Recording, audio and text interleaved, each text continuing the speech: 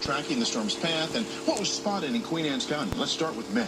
Well, absolutely. So the National Weather Service confirming that this storm had max winds of 125 miles an hour. That makes it an EF2 tornado. And they actually say that the path 2 miles long and then 150 yards wide. So obviously a very, very rare occurrence for the state of Maryland. I want to show you what we picked up on our velocity radar. And the reason we keep track of that with a storm like this is the green shows winds going towards the radar, the red showing the winds going away. And when we see that red and green bumped up right up against each other, like we see right over Queen Anne's County, that is a strong indication of rotation. Heavy rains were also something that we dealt with this storm. Want to show you what we saw on the radar as this tornado tracked through. So pockets of purple there, the dark red showing us very, very strong cells here as this eventually then moved out of Maryland into Delaware there and off to the Atlantic. But we also picked up some strong rotation.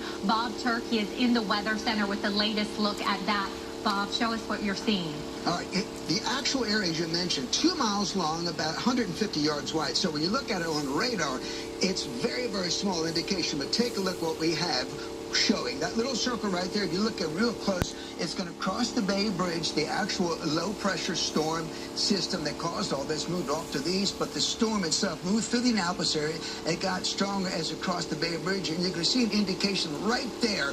That is the actual tornado signature of this particular storm. Happened around 1:29 a.m. this morning.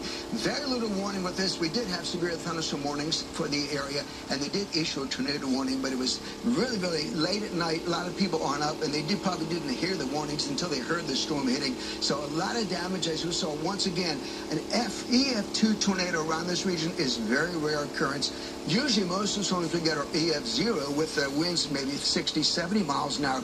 This one, 125 mile an hour winds estimated. That's what caused all the damage in that local area around the Stevensville area on Kent Island. Back to you, Vic.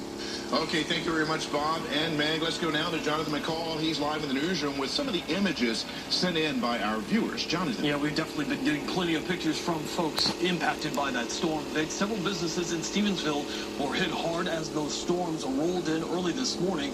Take a look at this picture. You can see plenty of limbs, branches covering the parking lot in this business area. This is the damage on the outside of Smoke, Rattle, and Roll. It's a barbecue shop. You can see that metal siding ripping off, wrapped outside the front door, the windows blown out, and on the inside you can see where food and snacks were also thrown to the floor.